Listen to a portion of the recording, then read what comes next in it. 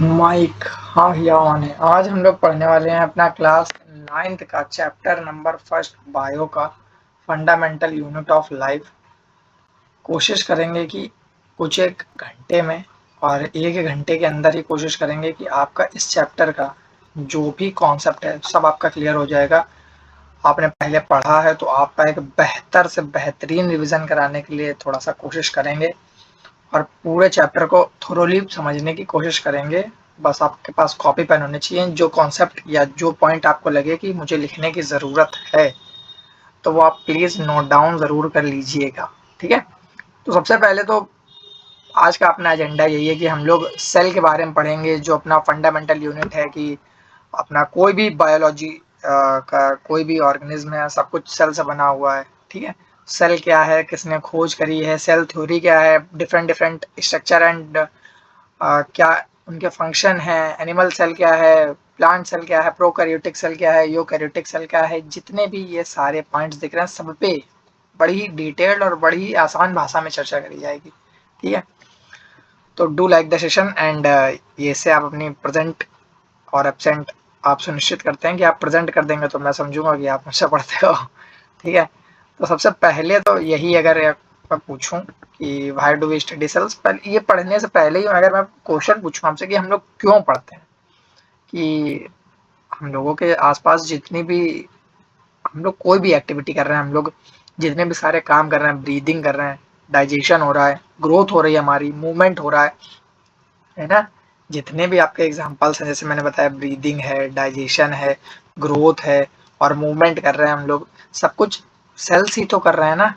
अगर सेल्स नहीं होंगे, आपने टिश्यू आप ये आगे चैप्टर में पढ़ेंगे, तो ये इन सब के पीछे जो कारण है वो है सेल्स। क्या है ये सेल, ठीक है, जिनको हम लोग कोशिका कहते हैं हिंदी में। तो हमारी जो बॉडी जो है वो एक सिंगल यूनिट से तो बनी नहीं है, बहुत सारे माइक्रोस्कोपिक सेल होते हैं, है ना। तो सेल क्या है, तो उसी के बारे में, सेल के बारे में यहीं पे लिखा है कि सेल इज द बेसिक, कहीं ना कहीं लिखा होगा जैसे कि मैंने जो पढ़ा, cell is the basic structural unit and functional unit of life. अब यहाँ पे एक एग्जांपल दिया गया है कि जैसे बहुत सारे हजारों ईंटों से मिलकर एक घर बनता है, वैसे ही यहाँ पे सेल के बहुत सारे कंपोजिशन से एक बिल्डिंग ब्लॉक तैयार होता है। जैसे कि यहाँ पे दिखे दिया गया है हर एक एक्टिविटी, जैसे कि भी मैंने बताया था, ब्रीदिंग है, डाइजेशन है, मूवमेंट है, ग्रोथ है, रिप्रोडक्शन है, जितना भी सब कुछ हम बोल सकते हैं सब एक्टिविटी कौन कर रहा है, सेल्स कर रहे हैं। तो इन्हीं सबको स्टेप्स को हम लोग धीरे धीरे आगे पढ़ना शुरू कर रहे हैं। स्ट्रक्चरल यूनिट्स के लिए सेल्स हैं, फंक्शनल यूनिट के लिए लाइफ के बेसिक जितने भी फंक्शनल सेल के अंदर परफॉर्म होते हैं उसकी बात ही बताई गई है। ठीक है, इसीलिए सेल को हम लोग फंडामेंटल यूनिट ऑफ लाइफ कहते हैं, क्योंकि जितने भी स्ट्रक्चरल और फंक्शनल क्यों कहते हैं, क्योंकि लिविंग ऑर्गेनिज्म है तो उनका एक स्ट्रक्चर है ना। अभी आगे आप देखेंगे कि स्ट्रक्चर बहुत बेहतरीन तरीके से, आप एक बार अगर आपने अभी तक देखेंगे, एक बार मैं आपको दिखा देता हूँ, बहुत तरीके से मेहनत करी गई इस पे, तो आप एक बार देखिएगा।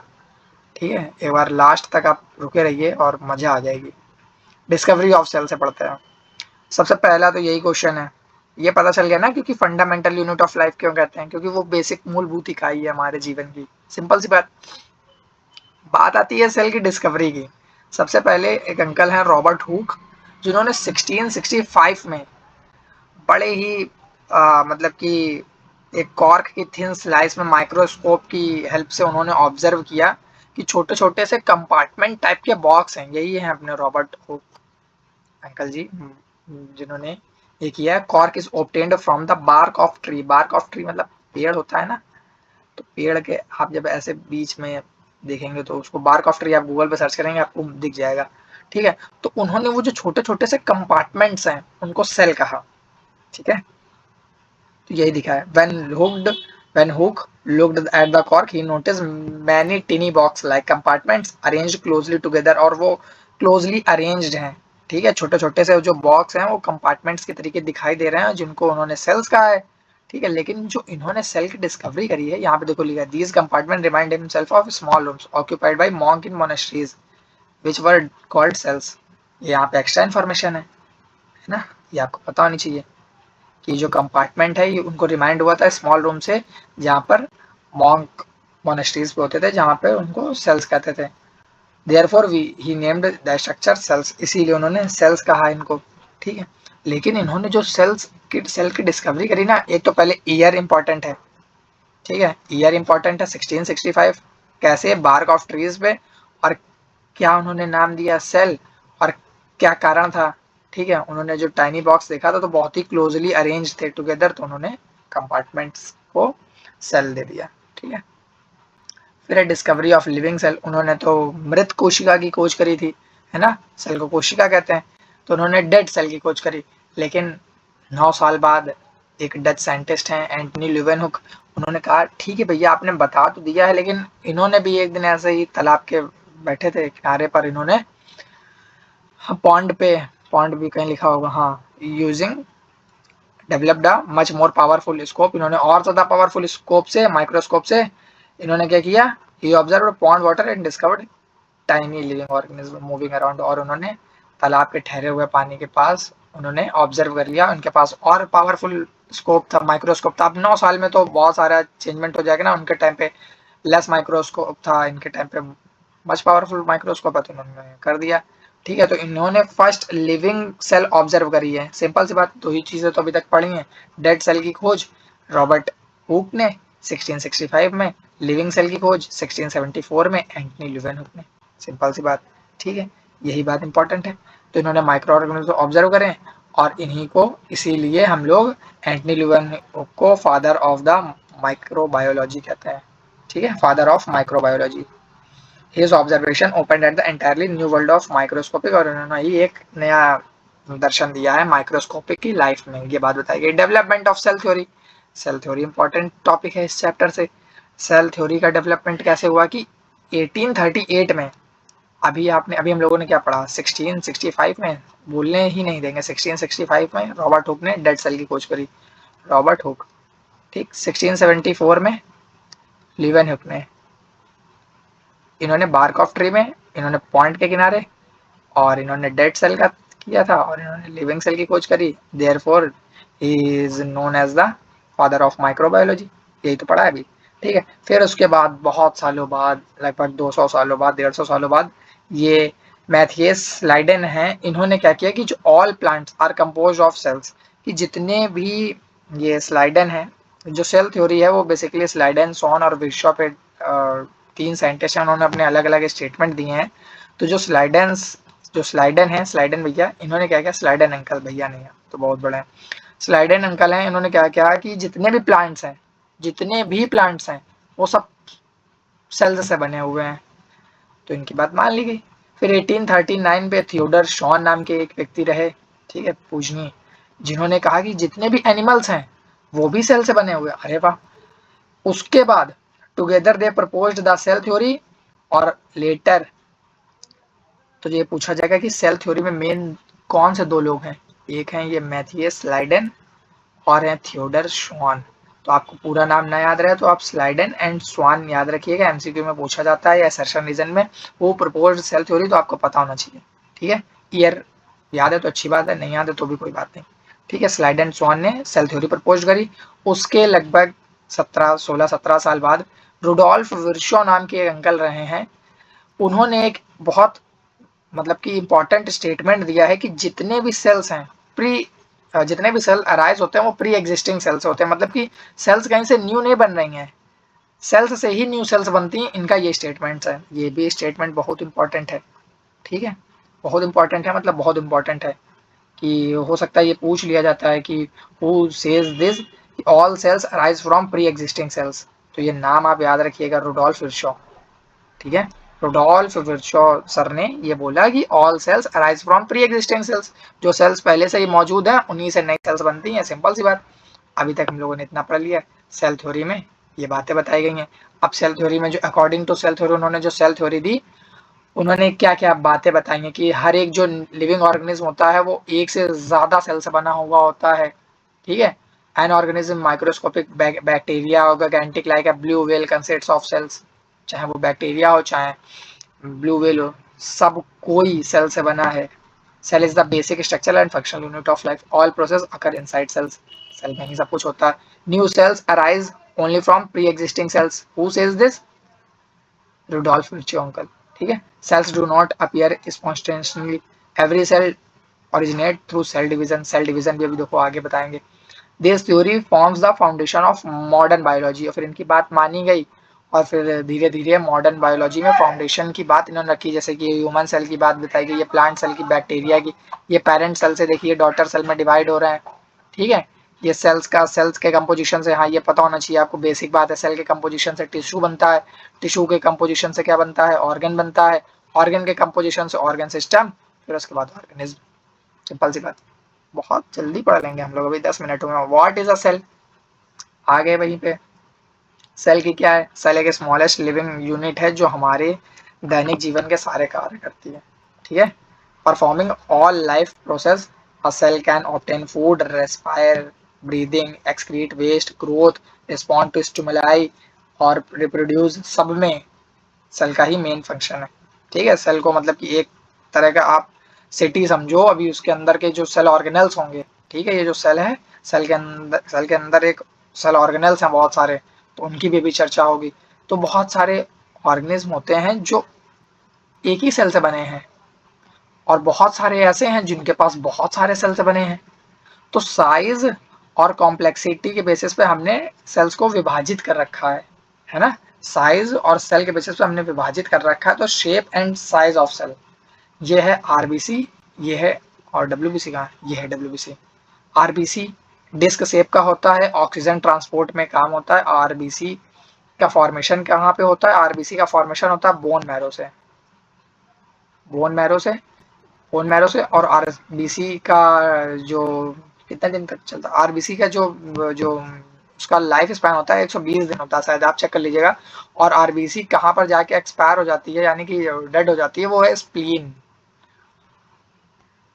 ठीक है, ये बात याद रखिएगा। नर्व सेल्स डिस्क शेप का होता है, ऑक्सीजन ट्रांसपोर्ट करने में जो आरबीसी कह रहा है, आरसीबी कह रहा है, आरबीसी ही, रेड ब्लड सेल्स ही रिस्पॉन्सिबल है। फिर नर्व सेल्स जितने भी न्यूरॉन्स का काम करेंगे, लॉन्ग ब्रांच होती है, transmit nerve impulse.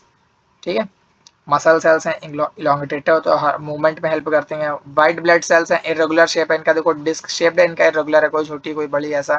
Flight infections की, इन्फेक्शन से फाइट करने का काम किसका है, वाइट ब्लड सेल्स का।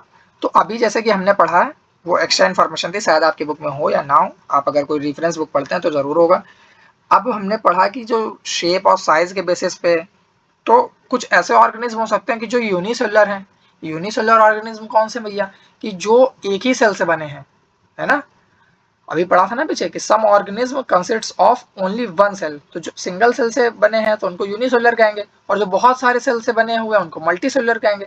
तो यूनिसेलुलर में कौन कौन है, अमीबा है, पैरामीशियम, यूग्लेना, बैक्टीरिया, ये सब क्या है, यूनिसेलुलर है। जितना भी इनका बॉडी, जितना भी इनका फंक्शन है ना, जितनी भी इनकी एक्टिविटीज हैं, जैसे कि डाइजेशन है, रेस्पिरेशन है, मूवमेंट है, रिप्रोडक्शन, एक्सक्रीट करना, ये सब एक ही सेल करती है।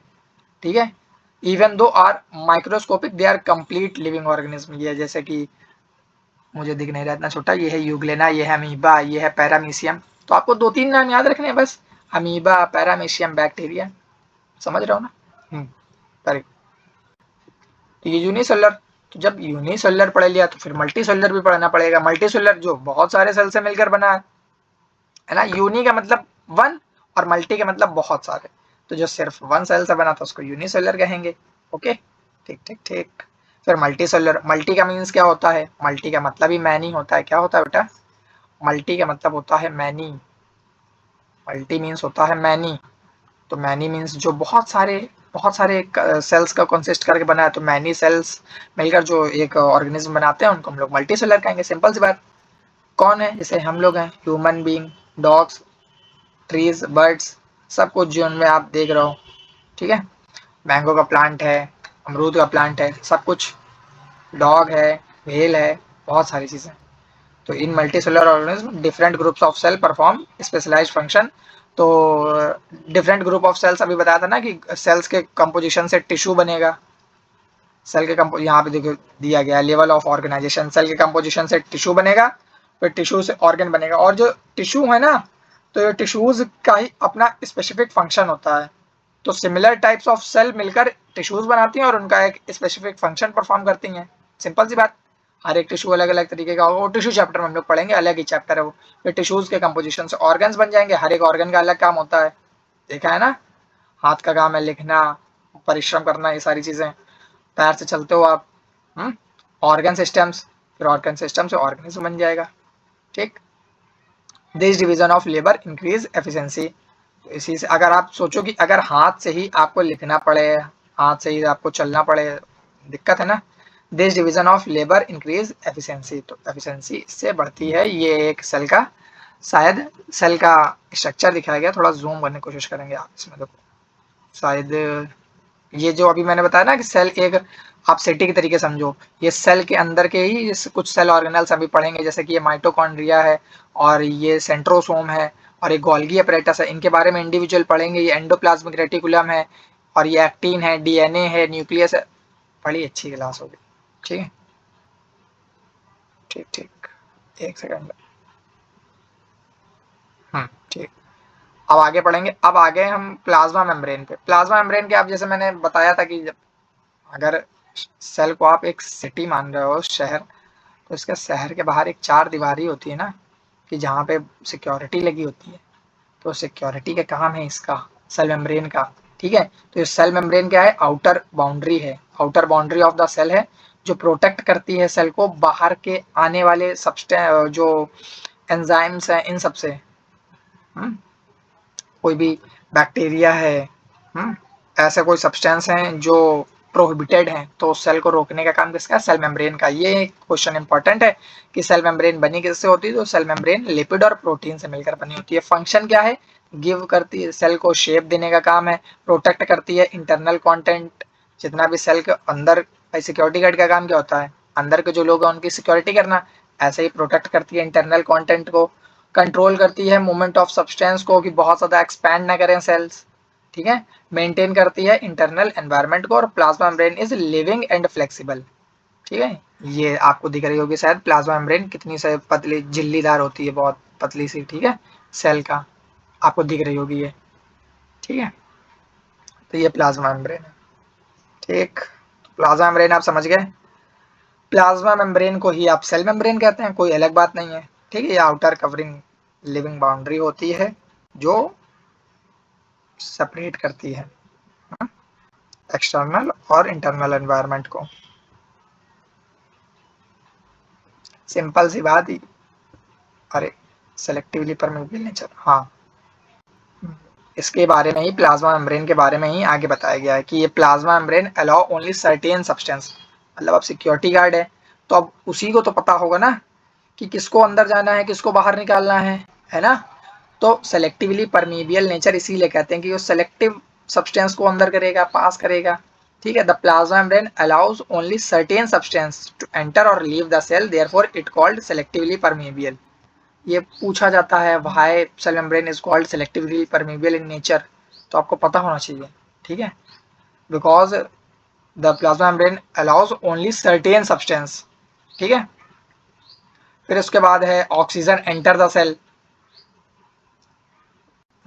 एक सेकेंड, डिफ्यूजन, स्लाइड ऊपर नीचे लग गई, एक सेकंड, चलो कोई बात नहीं, वो प्लाज्मा मेम्ब्रेन, तो plasma membrane oxygen enter the cell, oxygen को एंटर करने देती है, कार्बन डाइऑक्साइड को लीव करने देती है, और जितने भी इसेंशियल न्यूट्रिएंट्स हैं जो सेल के लिए इंपॉर्टेंट है उनको सबको इनकमिंग, और जो हार्मफुल सब्सटेंस हैं उनको ब्लॉक करने की कोशिश करती है, ठीक है। ये सेलेक्टिवली परमिएबल आपको दिख रहा होगा कैसे होता है, जूम करने की कोशिश करते हैं, रुकिए,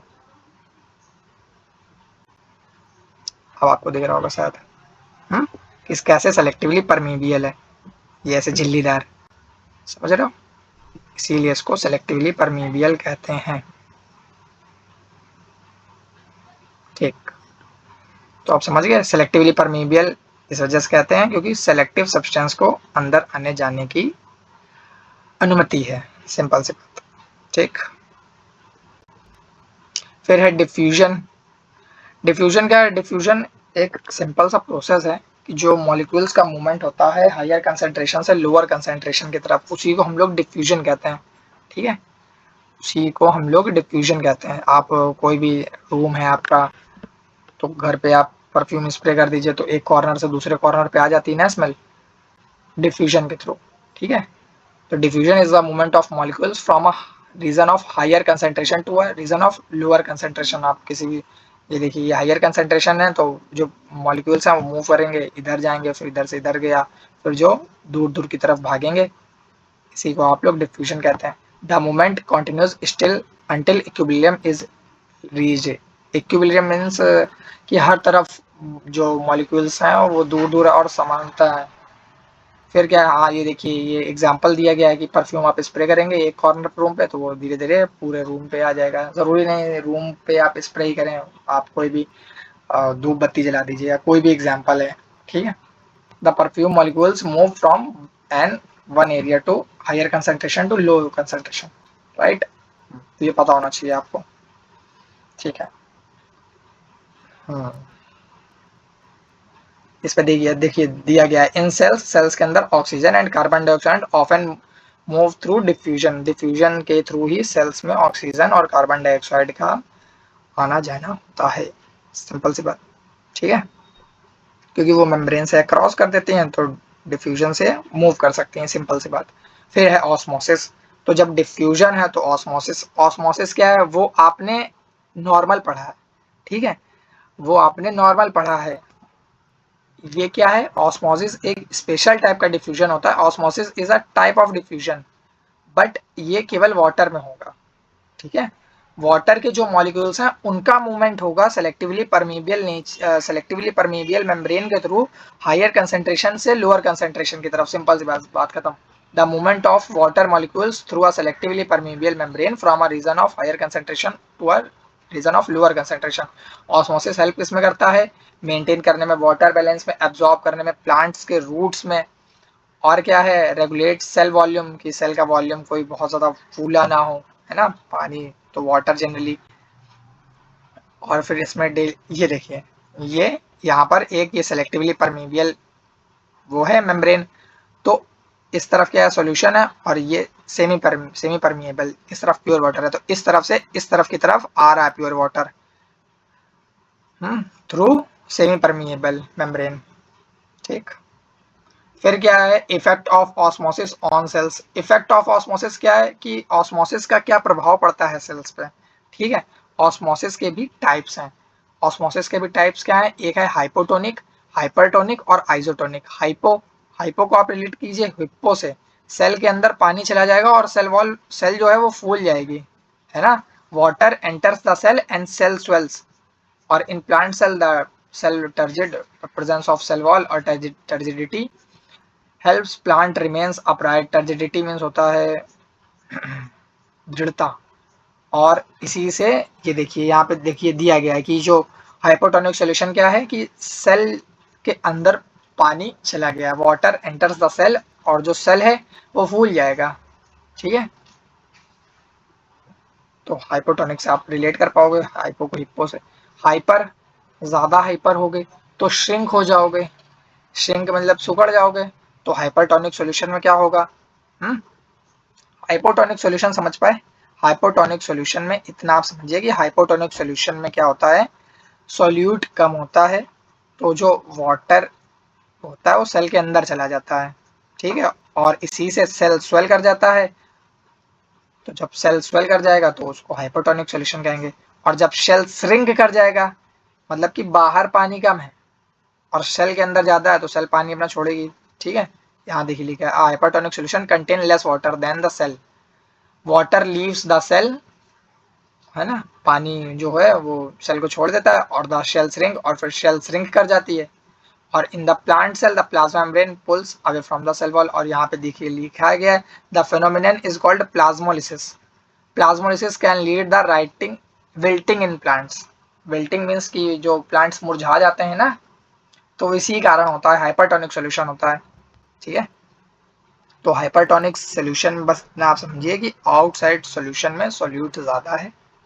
हाँ?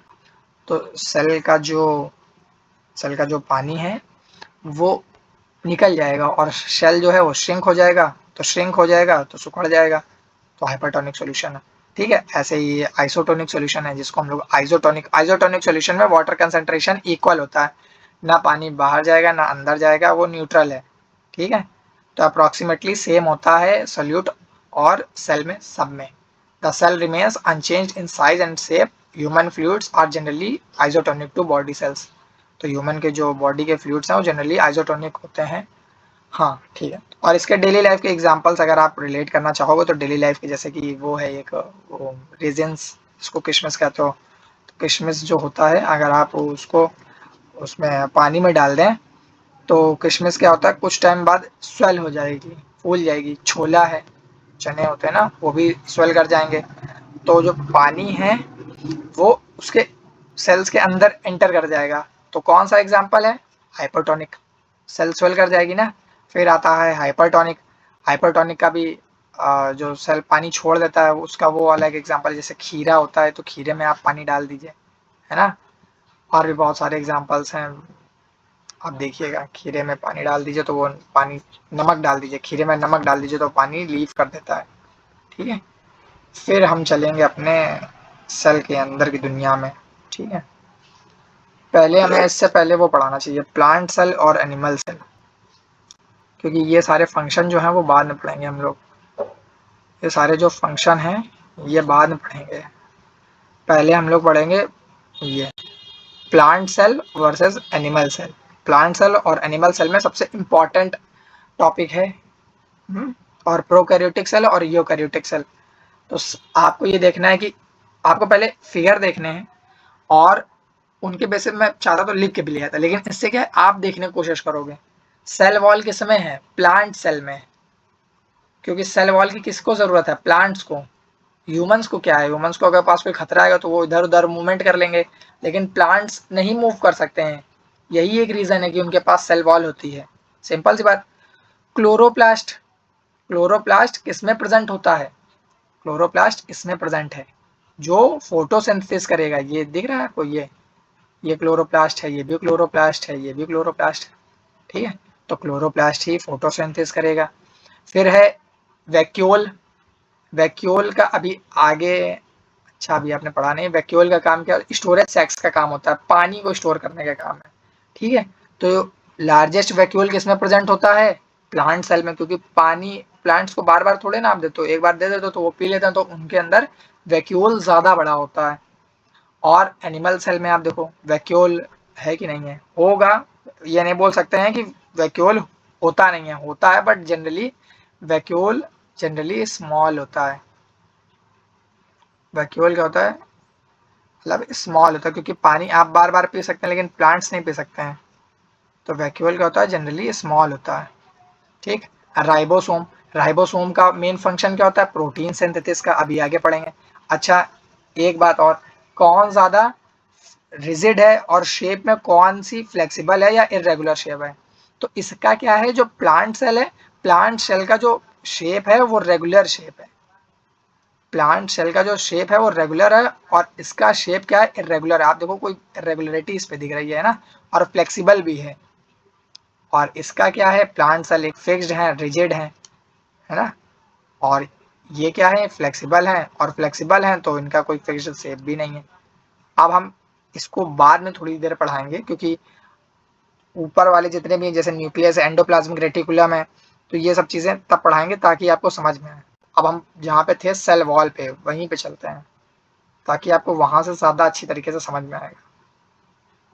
हाँ, यहाँ तक सेल वॉल। सेल वॉल क्या है, सेल वॉल, आप सेल वॉल सेल मेम्ब्रेन मत समझिएगा, ठीक है। सेल वॉल को आप सेल मेम्ब्रेन मत समझिएगा। सेल सेल मेम्ब्रेन क्या होती है, सेल मेम्ब्रेन जो आउटर बाउंड्री है लिविंग सेल की, जो सेलेक्टिवली परमेबियल सब्सटेंस को एंटर करने की अनुमति देती है, उसको हम लोग सेल मेम्ब्रेन कहते हैं। लेकिन सेल वॉल क्या है, जो केवल प्लांट सेल में है और स्ट्रॉन्ग आउटर लेयर होती है, उसको हम लोग सेल वॉल कहते हैं, सिंपल सी बात। Plant cell possesses an additional outer covering called the cell wall, है ना। प्लांट सेल कहाँ, यही है, ठीक है। तो ये जो दिख रही है आपको, ये देखिए दिख रही है ना, हरी हरी हरी हरी हरी हरी, ये सब सेल वॉल है। इसको बचा के रखते हैं, क्योंकि प्लांट्स को आप इजिली हार्म कर सकते हो, है ना। ह्यूमंस तो भाग भाग सकते हैं। The cell wall lies outside the plasma membrane, lies outside the, ये प्लाज्मा मेम्ब्रेन होती है, प्लाज्मा मेम्ब्रेन के जस्ट बाहर साइड सेल वॉल होती है, it's mainly compose of cellulose. ये यहाँ पूछा जाएगा कि सेल वॉल जो बनी होती है वो किससे बनी होती है, सेल वॉल बनी होती है सेल्यूलोज से, ठीक है, सेल वॉल बनी होती है सेल्यूलोज से। और ऐसे ही प्लाज्मा मेम्ब्रेन की बात बताई गई है। Unlike the plasma membrane the cell wall is a non living and rigid, non living होती है और रिजिड होती है, ये बात इंपॉर्टेंट है, क्योंकि आपको गर्मी धूप ये सब लगेगी तो आप घर के अंदर चले जाओगे, पेड़ थोड़े ना चला जाएगा, जा पाएगा क्या, नहीं जा पाएगा। तो सेल वॉल क्या है, प्लांट्स में होती है, प्लाज्मा मेम्ब्रेन के आउटसाइड होती है सेल वॉल प्रेजेंट, और फंक्शन क्या है, प्रोटेक्शन प्रोवाइड करती है प्लांट को, और मैकेनिकल सपोर्ट प्रदान करती है ना, मैकेनिकल सपोर्ट, मैकेनिकल सपोर्ट, और एक फिक्स्ड शेप देने का काम भी इसी का है, अगर फिक्स्ड शेप, ठीक है, रिजिडिटी प्रोवाइड कराने का काम, ठीक है। और बाहर के कोई एक्सपेंशन से, बहुत ज़्यादा तूफान उफान आने से, ये सब बचाने से यही सेल वॉल जो है बचाती है। Function of cell wall, cell wall का फंक्शन क्या है, प्रोवाइड स्ट्रेंथ, यहाँ पे अच्छा दिया गया है, गिव शेप, शेप देने का काम है, प्रोटेक्ट अगेंस्ट मैकेनिकल इंजरी, कोई भी मैकेनिकल इंजरी से बचाने का काम है, बचाती है, bursting due to excess water uptake, बहुत ज़्यादा बाढ़ आ गई उससे भी तो बचाएगी, मेंटेन्स प्लांट रिजिडिटी, प्लांट की रिजिडिटी बनाने का काम है, रिजिडिटी मीन्स होता है कि कठोरता बनाए रखने का, ठीक है। यहाँ पे आपको शायद सेल वॉल दिख रही है, शायद एक बार जूम करेंगे तो आपको अच्छी तरीके से दिखेगी,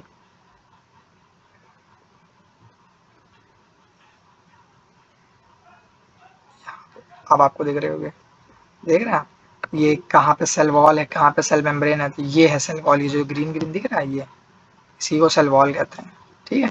फिर इसमें तो बहुत डिटेल्ड है, गोल्गी अपैरेटस ये सब अभी आगे पढ़ेंगे, रफ एंडोप्लाज्मिक रेटिकुलम इसी में आगे बताया गया, समझ में आया, ठीक। अब आगे बढ़ते हैं, फिर है न्यूक्लियस, फिर न्यूक्लियस के बारे में बताया गया है, न्यूक्लियस क्या होता है, कंट्रोल सेंटर होता है सेल का, न्यूक्लियस के बारे में, ठीक। न्यूक्लियस ही एक तरीके का पूरा, जैसे कि हमारे बॉडी का ब्रेन होता है, ऐसे ही जो सेल को पूरा कंट्रोल कर रहा है उसको हम लोग न्यूक्लियस कहते हैं, हाँ, जो सेल का कंट्रोल सेंटर है उसको हम लोग न्यूक्लियस कहते हैं। और इसी के अंदर होता है क्रोमोसोम, डीएनए, ठीक है। क्रोमोसोम क्या कंटेन करता है, क्रोमोसोम की बात अच्छा अभी आगे बताई गई है, और डीएनए क्या कंटेन करता है अभी आगे इस पे बताया गया। तो nucleus is often called brain और control centre of the cell, क्या क्या फंक्शन है, जितने भी सेलुलर एक्टिविटीज हैं, कि अरे भैया ये कुछ हो गया तो न्यूक्लियस मैसेज भेजेगा पर्टिकुलर को, लाइसोसोम अपना काम शुरू कर दो, गोल्गी अपैरेटस तुम काम सही से नहीं कर रहा हो। तो न्यूक्लियस एक तरीके से कंट्रोल सेंटर है। Stores hereditary information, hereditary information होते हैं ना, कि फादर से, मदर फादर से आप में आती हैं, तो ये सब स्टोर करने का काम किसका है, न्यूक्लियस का। Regulates growth and reproduction. और स्ट्रक्चर कैसा होता है, स्ट्रक्चर में मतलब न्यूक्लियस के ही अंदर आप देखोगे ये न्यूक्लियस है, अब न्यूक्लियस के ही अंदर, अच्छा ये फिगर सही तरीके से अभी पूरा नहीं है,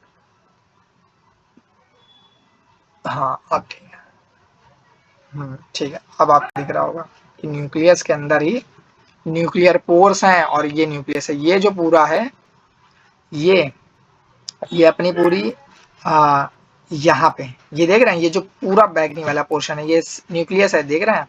और उसके अंदर ही न्यूक्लियोलस है, उसके अंदर मेन सेंटर पे क्रोमेटिन है, न्यूक्लियर एनवेलप, एनवेलप मतलब जो उसको सेल न्यूक्लियस को ढक के रखेगा, ठीक है। न्यूक्लियर मेम्ब्रेन है, न्यूक्लियोप्लाज्म जो न्यूक्लियस में सब्सटेंस है उसको न्यूक्लियोप्लाज्म कहेंगे, न्यूक्लियस है, क्रोमेटिन नेटवर्क है।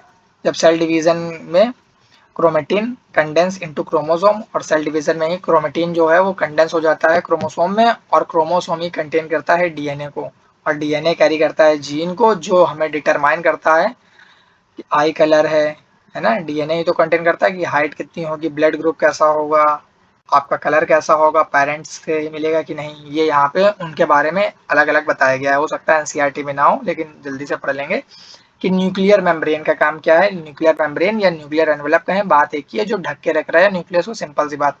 Separate the nucleus from cytoplasm, cytoplasm क्या होता है, सेल के अंदर जो फ्लूइड है उसको कहेंगे, ठीक है। फिर क्या है, एक चीज और, प्रोटोप्लाज्म,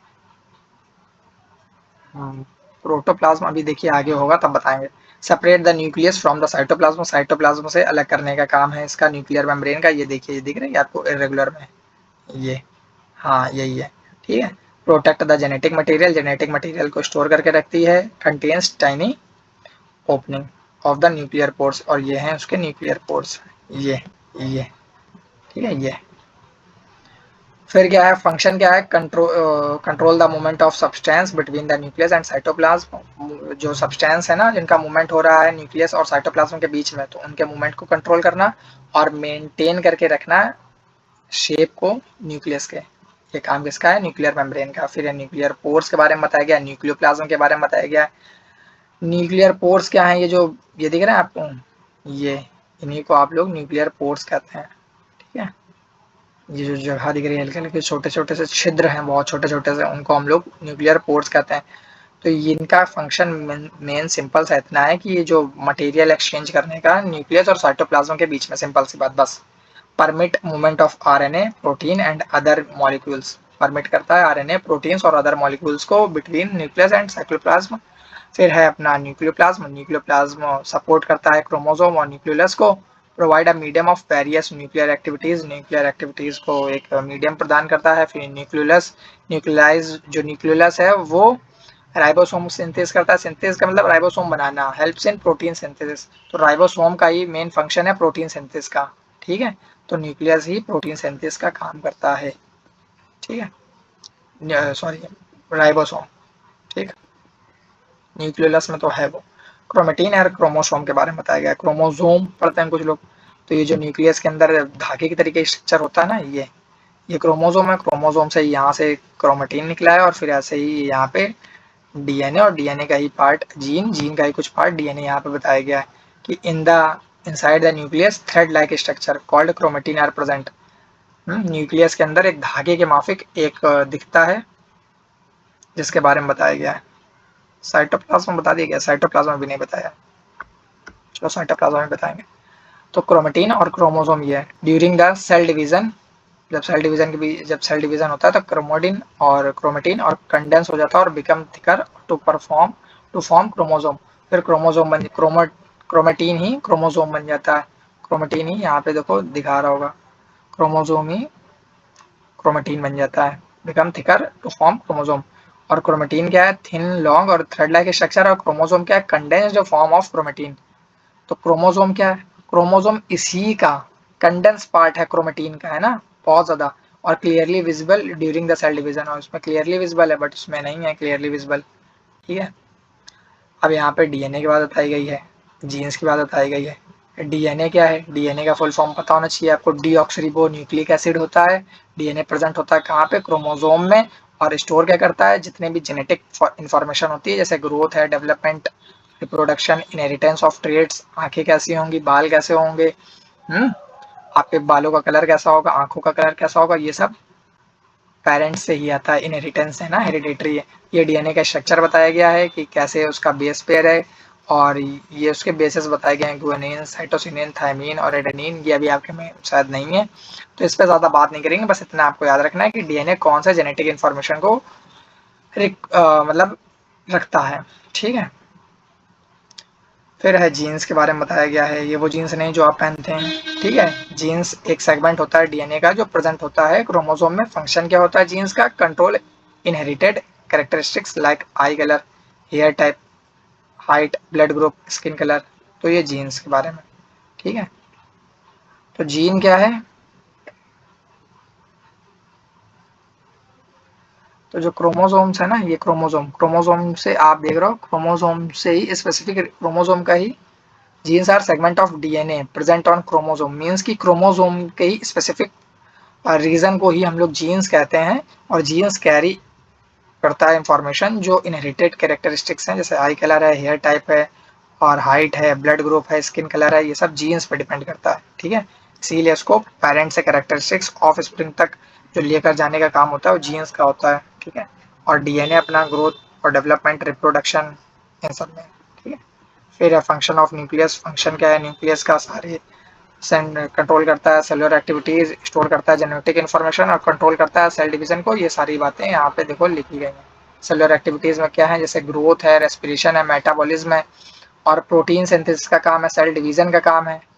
हम्म और स्टोर करना genetic information. The nucleus contain DNA and chromosome, nucleus में डीएनए एंड क्रोमोसोम होता है जो मटेरियल स्टोर करता है, हेरेडिटरी इन्फॉर्मेशन। फिर सेल डिवीजन के बारे में बताया गया, जो ग्रोथ और जब डैमेज कोई हो जाता है टिश्यू या चोट लग जाती है तो वो सब न्यूक्लियस ही मैसेज करेगा, अरे भैया उस तरफ चोट लग हो गई है, सेल खाली पड़ गई है, जाओ जाके काम करो, ठीक है। तो ऐसे ही फिर थोड़े दिनों बाद आप देखते हो कि जो आपका घाव था वो ठीक हो गया, तो ऐसे ही होता है। फिर साइटोप्लाज्म से पढ़ेंगे। साइटोप्लाज्म, साइटोप्लाज्म क्या होता है? साइटोप्लाज्म मीन्स एक फ्लूइड है जो सेल मेम्ब्रेन और न्यूक्लियस के बीच जेली लाइक सब्सटेंस है, उसी को हम लोग साइटोप्लाज्म कहते हैं, सिंपल से भी। The cytoplasm is the jelly like substance present between the plasma membrane and nucleus, ठीक है। प्लाज्मा मेम्ब्रेन या सेल मेम्ब्रेन का बात एक ही है। सेल मेम्ब्रेन और न्यूक्लियस के बीच जो जेली लाइक सब्सटेंस भरा हुआ है ना, ये सेल मेम्ब्रेन है। और न्यूक्लियस, इनके बीच जो सब्सटेंस भरा हुआ है उसको हम लोग साइटोप्लाज्म कहेंगे। और क्या क्या होता है इसमें? वाटर है, सॉल्ट है, प्रोटीन है, सेल ऑर्गेनेल्स हैं। सेल ऑर्गेनेल्स भी अभी अलग अलग इसमें पढ़ेंगे, सारे सेल ऑर्गेनेल्स को कोशिश करेंगे 20 मिनट में कर दें। तो डिफरेंट सेल ऑर्गेनेल्स प्रेजेंट होते हैं, बहुत सब अलग अलग मेटाबॉलिक एक्टिविटीज करते हैं साइटोप्लाज्म में, ठीक है। Most metabolic activities occur here, देखिए यहाँ पे लिखा है the cytoplasm act as a medium in which cell organelles function. तो जो साइटोप्लाज्म एक तरीके का फ्लूइड तैर रहा है, अगर फ्लूइड नहीं तैरेगा तो सब एक तरीके से ठप बैठ जाएंगे। साइटोप्लाज्म एक फ्लूइड तैर रहा है सेल में, ठीक है, ऐसा समझो। ये सेल है और यहाँ पे कहीं न्यूक्लियस है, और इन दोनों के बीच में जहाँ जो सब्सटेंस अपना ऐसे है ना, उसी को हम लोग साइटोप्लाज्म कहते हैं। और इसी में कुछ सेल ऑर्गेनेल्स हैं, इसी में कुछ अपने सेल ऑर्गेनेल्स हैं जो तैर रहे हैं, यहाँ पे बनाते हैं। जैसे यहाँ पे सेल ऑर्गेनेल्स है, यहाँ पे कुछ है, यहाँ पे कुछ है, यहाँ पे कुछ है, यहाँ पे कुछ है, तो तैर रहे हैं, ठीक है। अगर वो फ्लूइड नहीं होगा तो ये सब चिपक जाएंगे सेल्स, ठीक है। तो वो तो पहली बात फंक्शन ही नहीं कर पाएगा, ठीक है। यहाँ तक समझ में आया क्या? साइटोप्लाज्म। प्रोटोप्लाज्म, प्रोटोप्लाज्म की खोज पूछी जाती है तो बता देते हैं। प्रोटोप्लाज्म की खोज जो है पुरकिंजे ने करी थी, ये बात आप यहाँ लिख लीजिएगा, पता नहीं आगे हो या ना हो। प्रोटोप्लाज्म जो है खोज जो है वो पुरकिंजे ने करी थी, ठीक है। फिर है एंडोप्लाज्मिक रेटिकुलम। अब हम चल पड़े हैं, जो सेल को शहर बताया था ना हमने, तो शहर के एक एक हम वहां चल पड़े हैं। एक सेल को सिटी हमने कंसीडर किया था, और अगर आपने सेल को सिटी कंसीडर किया है तो उसके अंदर आपको कुछ गांव मिलेंगे ना, कुछ गांव मिलेंगे। तो जब कुछ गांव मिलेंगे तो यानी कि वो कहीं पे कंट्रोल रूम होगा, कहीं पे पावर हाउस होगा, है ना। आप अलग अलग गांव, अलग अलग कस्बा होता है, जैसे कल्याणपुर में कुछ है, पनकी रोड में कुछ है, हम्म ऐसा ही। तो अब अलग अलग हम गांव की तरफ चल रहे हैं, ठीक है। सबसे पहले हमने पढ़ा, सबसे पहले एंडोप्लाज्मिक रेटिकुलम यहाँ गया क्या? चलो एंडोप्लाज्मिक रेटिकुलम से ही शुरुआत करते हैं। हाँ ठीक है। तो अभी तक हम बस इतना समझे हैं कि जो सेल, हमने आउटर एक शहर बताया जब सेल को, तो एक उसकी आउटर कवरिंग लेयर जिसको हमने सेल मेम्ब्रेन का, जो सेलेक्टिवली परमीबियल है, मीन सेलेक्टिव सब्सटेंस को अनुमति देती है अंदर बाहर की। ऑक्सीजन और कार्बन डाइऑक्साइड उसी की हेल्प से आते हैं, और ऑस्मोसिस की हेल्प से। और क्या बताया, और ये बताया था कि उसके बाद बनी किससे होती है? लिपिड एंड प्रोटीन से। फिर न्यूक्लियस के बारे में बताया कि जो सिटी का कंट्रोल रूम है, ठीक है, पूरे शहर का कंट्रोल रूम कहाँ पे है? न्यूक्लियस, ठीक है, वो न्यूक्लियस है। फिर उसके बाद माइटोकॉन्ड्रिया भी है, नहीं, माइटोकॉन्ड्रिया को power house of the cell कहते हैं। एंडोप्लाज्मिक रेटिकुलम जो है सारा ट्रांसपोर्ट का जितना काम है ना, ये शहर का ट्रांसपोर्ट नगर है, ठीक है। Endoplasmic reticulum is a network of membrane tubes and sacs, ये ट्यूब्स एंड सैक्स टाइप का है जो सर्व करेगा transportation system of the cell. तो इसी में दो टाइप के एंडोप्लाज्मिक रेटिकुलम होते हैं, एक होता है स्मूथ एंडोप्लाज्मिक रेटिकुलम, एक होता है रफ एंडोप्लाज्मिक रेटिकुलम। दो टाइप के एंडोप्लाज्मिक रेटिकुलम है, उन्हीं के बारे में इसमें बताया गया है, ठीक है। तो जो एंडोप्लाज्मिक रेटिकुलम है वो मेम्ब्रेन बाउंड नेटवर्क है, सिंपल सी बात। There are two types of endoplasmic reticulum, rough ER, smooth ER. Rough ER का मेन काम क्या है? रफ ईआर का मेन काम क्या है? वो रफ ईआर जो है वो कंटेन करेगा राइबोसोम को, और राइबोसोम को ही कंटेन करेगा, तभी प्रोटीन सिंथेसिस का काम है इसका, ठीक है। राइबोसोम का काम, मेन फंक्शन ही प्रोटीन सिंथेसिस का है। और प्रोसेसिंग से और प्रोटीन को ट्रांसपोर्ट करेगा। प्रोटीन बना लोगे तो प्रोटीन को ट्रांसपोर्ट भी तो करोगे, तो वो रफ ईआर का टोटल काम है। फिर है स्मूथ ईआर, तो स्मूथ ईआर में राइबोसोम नहीं होता है, तो ये बात याद रखना है कि रफ एंडोप्लाज्मिक रेटिकुलम में राइबोसोम होता है और स्मूथ एंडोप्लाज्मिक रेटिकुलम में जो होता है वो राइबोसोम एब्सेंट होता है। ठीक है, तो ये फैट सिंथेसिस के लिए होता है, तो ये भी तो कुछ सिंथेसिस करेगा ना। तो ये फैट सिंथेसिस जैसे लिपिड्स हैं, फैट सिंथेसिस, जितने भी डिटॉक्सिफिकेशन जैसे कि मतलब जितने भी मेन फंक्शन है, फैट है सिंथेसिस है, लिपिड सिंथेसिस है, वो सब ये करेगा। यहाँ पे लिखा है detoxification of drugs and poisons, तो इनका काम। ठीक है, तो बस इतना याद रखना, रफ में आर आ रहा है तो यानी कि इसमें राइबोसोम प्रेजेंट है। ठीक है, प्रोटीन सिंथेसिस का काम होगा। और स्मूथ में आर नहीं आ रहा यानी कि इसमें राइबोसोम नहीं है, तो इसमें क्या होगा, फैट सिंथेसिस यानी कि लिपिड सिंथेसिस का। ठीक है, सिंथेसिस का मतलब होता है कि राइबोसोम बनाना। ठीक है, आई मीन सिंथेसिस का मतलब होता है निर्माण करना। ठीक है, तो यानी कि प्रोटीन का निर्माण काम करने का राइबोसोम के पास काम दिया गया है। फिर उसके बाद हम चल रहे हैं दूसरे गांव की तरफ जिसका नाम है गोल्गी अपरेटस। गोल्गी अपरेटस का तो बहुत ही बड़ा मेन रोल है। गोल्गी अपरेटस एक तरीके से आप उसको पूरे शहर का एक डाकिया समझो, है ना, डाकघर होता है पूरे शहर में एक बड़ा सा, तो मेजर रोल है इसका। ठीक है, गोल्गी अपरेटस को डिस्कवर किया था कैमिलियो गोल्गी ने। It consist of flattened membrane bound sacs, इसमें देखो देखो ये मेम्ब्रेन और फ्लैटनेट मेम्ब्रेन बाउंड सैक्स ये सब है ना, ये सैक्स हैं। ठीक है, हाँ, ठीक है। तो इसका मेन काम क्या है कि आपने बना दिया कुछ, ठीक है, तो अब एक जगह से दूसरी जगह मूवमेंट करना है, तो कौन करेगा, पैकेजिंग कर दिया, तो मॉडिफिकेशन का काम, है ना। तो मेन काम क्या है, मॉडिफिकेशन, मॉडिफिकेशन, पैकेजिंग, ये दो काम है इनके। मॉडिफिकेशन, पैकेजिंग एंड ट्रांसपोर्ट, ये भी एक काम है, स्टोरेज का काम भी है, ट्रांसपोर्ट का है, मॉडिफिकेशन। हाँ, ये देखिए यहाँ पे लिखा है जो प्रोटीन और जो सिंथेसिस जो पीछे से होके आएगा ना एंडोप्लाज्मिक रेटिकुलम से बन के, तो वो मॉडिफाइज कौन करेगा, वो लिपिड करेगा। सॉरी, मॉडिफाई करने का काम किसका है, गोल्गी अपरेटस का। लिपिड और प्रोटीन को पैकेज करेगा, मटेरियल्स को स्टोर करेगा, सब्सटेंस को सेक्रेट करेगा, मटेरियल्स को फॉर्म करेगा, लाइजोसोम को बनाएगा। ठीक है, तो एक तरीके का सपोज ऐसा तुम समझो कि जैसे कि कोई गोदाम नहीं होता है, वेयर हाउस, है ना, तो उसमें बहुत सारा प्रोसेस होता है कि एक गोदाम है तो पहले उसमें से मटेरियल आता है तो उसमें रिसीव करने का काम होता है, फिर रिसीव करने के बाद उसको मॉडिफाई करने का काम होता है ना, तो वो मॉडिफाई करने का काम भी इसी का है। रिसीव करेगा प्रोटीन और लिपिड्स को, फिर मॉडिफाई करेगा और मॉडिफाई करने के बाद पैक करेगा उसको, है ना, पैक करेगा फिर उसको डिस्पैच करेगा, तभी कहीं जाके डिलीवरी होती है ना। यही सारा काम किसका है, गोल्गी अपरेटस का। ठीक है, ठीक ठीक ठीक ठीक। तो गोल्गी अपरेटस भी मतलब सेल के अंदर एक मॉलिक्यूल्स को प्रोसेस और पैकेज करने में इंपॉर्टेंट रोल प्ले करता है, सिंपल सी बात। फिर आते हैं हम लोग सेल ऑर्गेनेल्स की तरफ, एक एक पढ़ते हैं, सिंपल सी बात है। लाइजोसोम, लाइजोसोम को बनाने का काम किसका था, अभी बताया ना हमने, हम्म, बताया ना, लाइजोसोम कौन बनाएगा।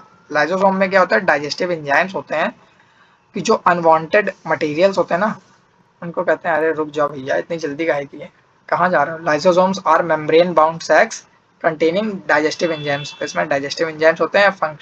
फंक्शन क्या है, डाइजेस्ट फूड पार्टिकल्स और डिस्ट्रॉय वॉर्न आउट ऑर्गेनेल्स और रिमूव वेस्ट मटेरियल और protect cell from harmful invaders. ठीक है, जितने भी बाहर से हमारे पास हार्मफुल सब्सटेंस आते हैं, जो अनवांटेड मटेरियल्स होते हैं, अनवांटेड मटेरियल्स, उनसे कहता है भैया रुक जाओ ज़्यादा जल्दी मत करो। ठीक है, अनवांटेड मटेरियल्स को ब्रेक करने का काम इसी का है। और अगर बहुत ज़्यादा मात्रा में अगर आ जाते हैं तो सिक्योरिटी गार्ड अपना नहीं काम सही कर पा रहा, तो वो अपने आप को खुद ही को, वो इसके पास डाइजेस्टिव एंजाइम होते हैं, वो खुद ही को मतलब टाइम बम की तरीके फाड़ लेता है, और ताकि उसके पास के जितने आसपास होते हैं सबको वो डेड कर दें, हैं। इसीलिए लाइसोसोम को हम लोग suicidal bag of the cell भी कहते हैं। ठीक है, डैमेज सेल्स कंपोनेंट्स को डाइजेस्ट करने में हेल्प करता है, और इसीलिए इसको हम लोग suicidal bag of the cell भी कहते हैं। ठीक है,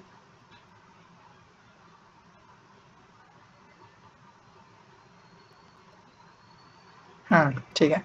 फिर इसके बाद क्या है, प्लास्टिड्स। प्लास्टिड्स केवल किस में होंगे, प्लांट सेल में, और प्लास्टिड्स प्लांट सेल में होंगे। और क्लोरोप्लास्ट, क्लोरोप्लास्ट कंटेन करेंगे क्लोरोफिल को, और क्लोरोप्लास्ट ही करेंगे फोटोसिंथेसिस। फोटोसिंथेसिस करेंगे तभी तो वो बड़े हो पाएंगे। क्रोमोप्लास्ट, क्रोमोप्लास्ट कंटेन करता है पिगमेंट को, जो रंग देने का काम करते हैं। फिर होते हैं ल्यूकोप्लास्ट, ये सब टिश्यू वाले चैप्टर में पढ़ेंगे, अभी थोड़ा डिटेल में बता दे रहे हैं। और फिर ये देखो इस पे लिखा है, क्रोमोप्लास्ट का काम क्या है, प्रोवाइड कलर, कलर देने का काम है। फिर है ल्यूकोप्लास्ट, ल्यूकोप्लास्ट कलरलेस प्लास्टिड होता है, जो स्टोर करता है फूड, खाना पीना, स्टार्च, ऑयल, प्रोटीन, ये सब करता है। ल्यूकोप्लास्ट में भी अमाइलोप्लास्ट, एलाइलोप्लास्ट है, ये भी होता है, वो सब टिश्यू वाले चैप्टर में पढ़ेंगे। माइटोकॉन्ड्रिया बहुत बढ़िया। माइटोकॉन्ड्रिया क्या होता है, पावर हाउस होता है सेल का। पावर हाउस होता है सेल का, एटीपी फॉर्म में एनर्जी बनाता है, ठीक है, एटीपी फॉर्म में। प्लास्टिड्स, समझ गए, plastids, there are 3 types of plastids. हाँ, क्लोरोप्लास्ट, क्योंकि क्लोरोप्लास्ट कंटेन करता है क्लोरोफिल को, और फोटोसिंथेसिस काम करता, फोटोसिंथेसिस उसका मेन फंक्शन है। फिर क्रोमोप्लास्ट, क्रोमोप्लास्ट कंटेन करेगा पिगमेंट को, और फिर है उसी से वो रंग देते हैं सेल को। और फिर है अपने पास है ल्यूकोप्लास्ट, जो कलरलेस है, जो स्टोर करेगा फूड मटेरियल्स और स्टार्च वगैरह। फिर माइटोकॉन्ड्रिया की तरफ पढ़ रहे थे, तो माइटोकॉन्ड्रिया, माइटोकॉन्ड्रिया हमारा power house of the cell है। जैसे पावर हाउस होता है ना, एक शहर में अपने हाउस, अपने कानपुर में power house of the cell,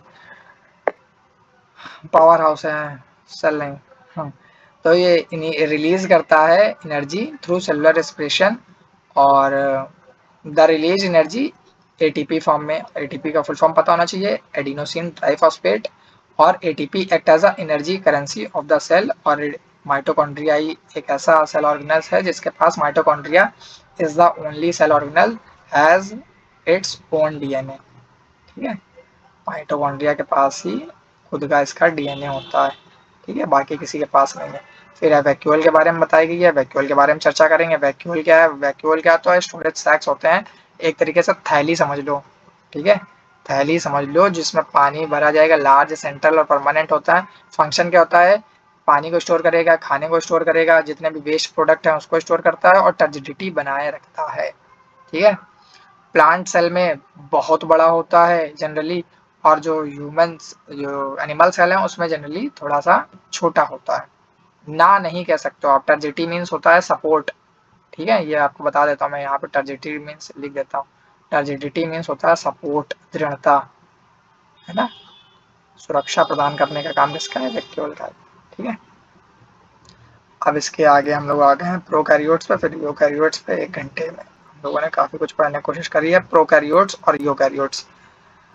अच्छा, कुछ चीजें रह गई हैं क्या, ये 2 टॉपिक अपन लोग अच्छे से पढ़ लेंगे। प्रोकैरियोट, अच्छा होता क्या है, पहले तो देखिए, सेल को हमने जितने भी लिविंग ऑर्गेनिज्म जिसको सेल कहते हैं, ठीक है, उसको हमने डिवाइड कर रखा है। तो सेल को मेनली 2 टाइप में ब्रॉडली डिवाइड कर रखा गया है, एक है प्रोकैरियोट सेल, एक है यूकैरियोट सेल, ठीक है। आप प्रोकैरियोटिक सेल भी बोल सकते हो और यूकैरियोटिक भी।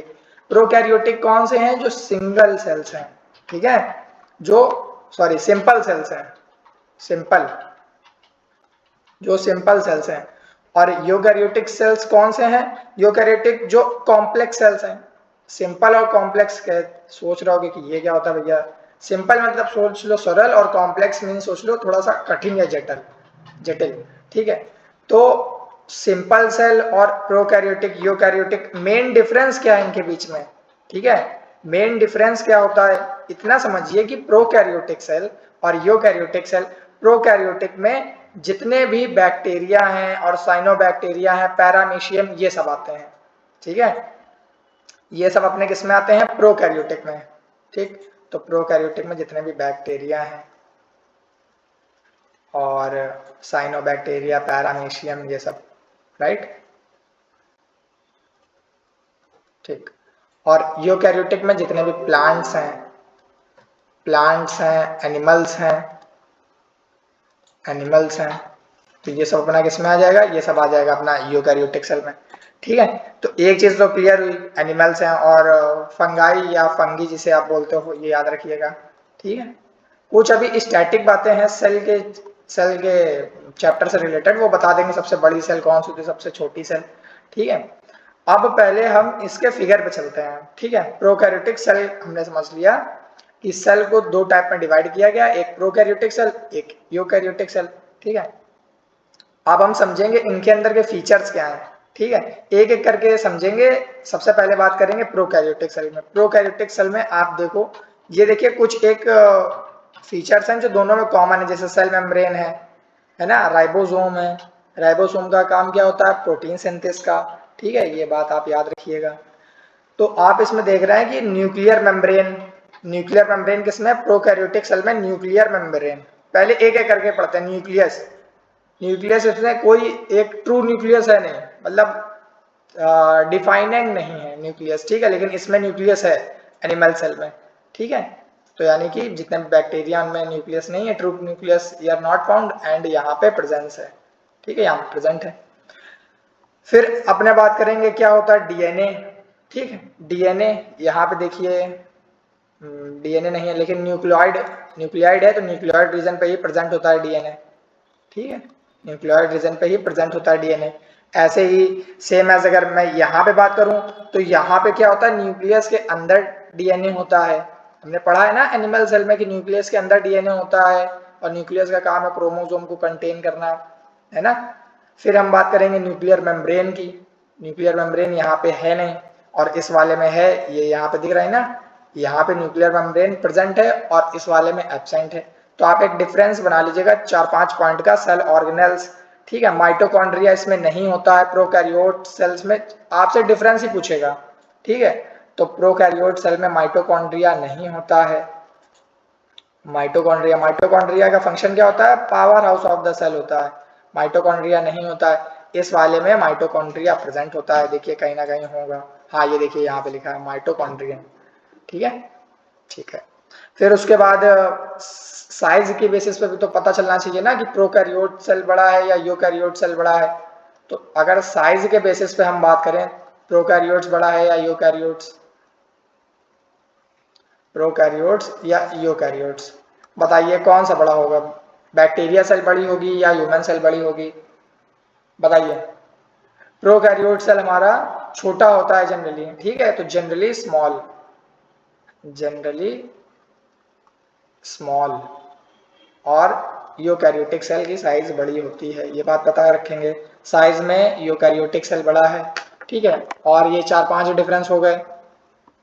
सेल वॉल सम, ठीक है, तो ये एक बात हो गई कि स्ट्रक्चर हो गया, और साइज में ये स्मॉल है, ये बड़ा है, और माइटोकॉन्ड्रिया है। एंडोप्लाज्मिक रेटिकुलम इसमें नहीं है, गोल्गी अपैरेटस भी इसमें नहीं है, एंडोप्लाज्मिक रेटिकुलम भी इसमें नहीं है, गोल्गी अपैरेटस भी, गोल्गी अपैरेटस इसमें है, इस वाले में नहीं है।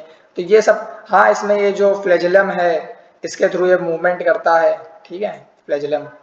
और इसमें साइटोप्लाज्म भी है, साइटोप्लाज्म लिक्विड होता है, ठीक है, सेल का, ठीक है। तो बस यही कुछ एक एग्जाम्पल थे। और राइबोसोम, राइबोसोम दोनों में प्रेजेंट होता है, तो ये पूछा जा सकता है कि कौन सा ऐसा सेल ऑर्गेनेल है जो प्रोकैरियोट सेल और यूकैरियोट सेल दोनों में पाया जाता है, तो वो राइबोसोम।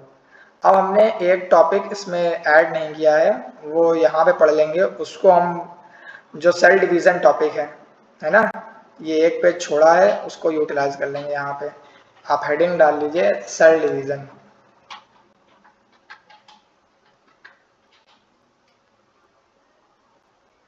हेडिंग डाल लीजिए सेल डिवीजन।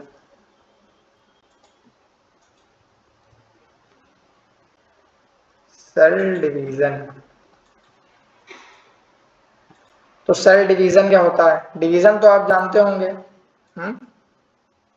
भाग करना, सेल को डिवाइड करना मतलब विभाजित करना।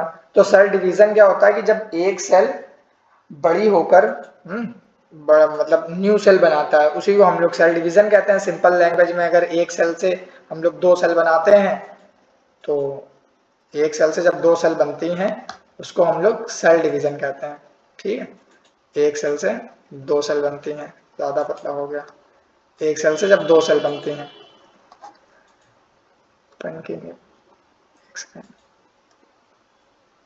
हाँ हाँ, ठीक है। तो ये क्या होता है? ये लिविंग ऑर्गेनिज्म के लिए मतलब बहुत इंपॉर्टेंट प्रोसेस है सेल डिवीजन, बिकॉज अगर सेल डिवीजन नहीं होगा तो आपकी ग्रोथ नहीं हो पाएगी, है ना। कोई भी लिविंग ऑर्गेनिज्म है उसकी ग्रोथ हो पाएगी क्या? नहीं हो पाएगी। हमारे कोई कहीं पे चोट लग जाती है, तो सेल्स ही तो हैं जो डिवाइड होकर हमारे कहीं पे वाउंड को हील अप करती हैं। तो रिपेयरिंग का काम हो गया सेल डिवीजन के थ्रू, रिपेयरिंग का काम हो गया, समझे क्या। रिप्रोडक्शन करते हैं तो उसमें भी सेल का इंपॉर्टेंट रोल है रिप्रोडक्शन में। तो जो सेल डिवीजन है इसको दो टाइप में कैटेगराइज किया गया है, सेल डिवीजन को दो टाइप में कैटेगराइज किया गया है। एक है अपना मिटियोसिस और एक है मियोसिस। सेल डिवीजन के मेजर दो टाइप्स हैं आपके क्लास के लेवल पे, एक है मिटियोसिस और एक है मियोसिस। मिटियोसिस और एक है मियोसिस, ठीक है। तो मिटियोसिस और मियोसिस का डिफरेंस क्या है। मिटियोसिस का मेन यूज होता है ग्रोथ के लिए, अभी बोला ना, ग्रोथ है, रिपेयरिंग है और ओल्ड डैमेज सेल्स को रिप्लेसमेंट करने का। तो ग्रोथ के लिए हो गया, यहाँ पे ग्रोथ लिख दिया। और कोई भी हमारा सेल डैमेज हो गई तो सेल का रिपेयरिंग के लिए आप लिख लीजिएगा, आर मैंने लिख दिया है, ठीक है। फिर मियोसिस का काम क्या है। मियोसिस जो सेल्स हैं उनको हम लोग गैमेट सेल्स बोल सकते हैं, गैमेट सेल्स हैं, ठीक है। जिनको आप रिप्रोडक्शन के टाइम पे जो जैसे स्पर्म है और एग है, इनको हम लोग गैमेट सेल्स बोलते हैं। तो गैमेट्स आप जान गए, स्पर्म और एग, स्पर्म एंड एग। तो ये हमारे मियोसिस डिवीजन में आएंगे और ये मिटोसिस डिवीजन में आएंगे। अब इनके बारे में जितना आपके में होना चाहिए उतना बताने की कोशिश करते हैं। मिटियोसिस क्या होता है, मिटियोसिस के बारे में आप हाँ इधर ही बता दें। मिटियोसिस, मिटियोसिस, तो मिटियोसिस के बारे में आप ये समझिए, मिटियोसिस में एक पेरेंट सेल होती है और फिर उससे दो दो और फिर पेयरिंग में फिर और भी ब्रेक होती हैं। तो टू जेनेटिकली सिमिलर सेल्स का डिवीजन होता है, सिंपल सी बात, ठीक है। तो मिटियोसिस में क्या होता है, मिटियोसिस में वन सेल से क्या होता है, टू जेनेटिकली सिमिलर सेल्स का डिवीजन होता है, टू जेनेटिकली। अभी यहाँ पे इमेज नहीं है, इमेज अगर होती तो आपको समझ में आता है। टू जेनेटिकली सिमिलर सेल्स मतलब एक ही सेल्स की तरह, और भी जब एक ही सेल से ब्रेक होती हैं डॉटर सेल उसी से, ठीक है, सिमिलर डॉटर सेल, ठीक है। हाँ, तो इसमें भी कुछ इसके मिटियोसिस में क्या होता है कि फेज होते हैं, जैसे कि कब स्टार्टिंग का फेज होता है उसको हम लोग प्रोफेज कहते हैं, फिर मेटाफेज है, फिर एनाफेज है, फिर टेलोफेज है। वो शायद आपके इसमें करिकुलम में नहीं है, ठीक है। फिर उसके बाद बताया गया है मिटियोसिस का कंप्लीट फ्लो अगर बोले तो मिटियोसिस का सबसे पहले क्या करता है, मिटियोसिस वन सेल से एक जैसी ही सिमिलर सेल्स बनाते हैं, दो डॉटर सेल। मेन फंक्शन क्या है, मेन फंक्शन समझ गए आप ना, ग्रोथ और सेल्स की रिपेयरिंग के लिए। और अगर इसका पूरा फ्लो चार्ट करें तो सबसे पहले अपना डीएनए को रेप्लिकेट करेगी, कोई भी सेल है तो पहले डीएनए रेप्लिकेट करेगी, बिल्कुल, क्योंकि विदाउट कॉपिंग डीएनए आप सेल का डिवीजन नहीं कर सकते हो। तो डीएनए को रेप्लिकेट करेगी, फिर डीएनए को रेप्लिकेट करने के बाद सेल का प्रोफेज आएगा, ठीक है। और प्रोफेज के बाद मेटाफेज है, और मेटाफेज के बाद आपका आएगा, क्या बताया था, एनाफेज, जिसमें से अलग होता है एनाफेज। एनाफेज के बाद आपका आ जाता है, अभी बता, टेलोफेज, टेलोफेज। और टेलोफेज के बाद सेल आपका मतलब कि पूरा साइटोप्लाज्म में डिवाइड हो जाएगा इसमें, ठीक है। तो ये कुछ पार्ट्स हैं, ये पूरा एक ऐसा फ्लो चार्ट होता है मिटियोसिस का, ठीक है। फिर दो डॉटर सेल बन जाते हैं आगे जाके, ठीक है। मतलब एकदम से ही नहीं बन जाते हैं, पूरा एक फेज होता है। अगर आप एनसीईआरटी बुक में या किसी भी बुक में इमेज देखोगे तो उसमें थोड़ा सा प्रोसेस है, ठीक है। तो उन प्रोसेस का और स्टेप्स हैं, वही स्टेप्स हैं ये। अब मियोसिस है, मियोसिस क्या है, मियोसिस को आप ये समझिए कि आप रिप्रोडक्शन सेल्स का डिवीजन, सिंपल सी बात, रिप्रोडक्शन सेल्स का डिवीजन। इसमें क्या होता है कि जो क्रोमोसोम का नंबर होता है वो जो हाफ हो जाता है, ठीक है। तो मियोसिस क्या है, रिप्रोडक्टिव सेल्स है, रिप्रोडक्टिव सेल्स का डिवीजन करेगा, रिप्रोडक्टिव सेल्स का डिवीजन करेगा। तो अब आपको रिप्रोडक्टिव सेल्स के बारे में, यानी कि कितने क्रोमोसोम है, ह्यूमन बॉडी सेल्स में कितने होते हैं, ह्यूमन बॉडी सेल्स में 46 होते हैं, ह्यूमन बॉडी सेल्स में 46 क्रोमोसोम होते हैं, क्रोमोसोम्स होते हैं, ठीक है। और अगर गैमेट्स की बात करें तो 23 23 पेयरिंग है ना, पेयरिंग, ठीक है।